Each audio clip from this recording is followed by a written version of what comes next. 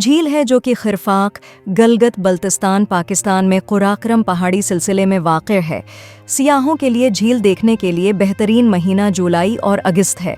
झील का पानी मई में बढ़ना शुरू हो जाता है और जुलाई के वसत में ज़्यादा से ज़्यादा सतह पर पहुंच जाता है।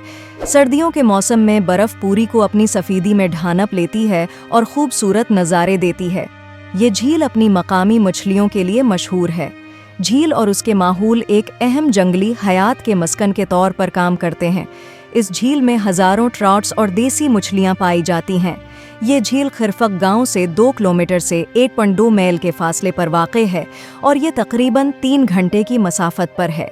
झील तक कोई सड़क नहीं है, लेकिन एक सड़क कुछ अरसे से ज़ेर तामीर है, लेकिन फंड्स की कमी की वजह से मुकम्मल नहीं हो सकी है।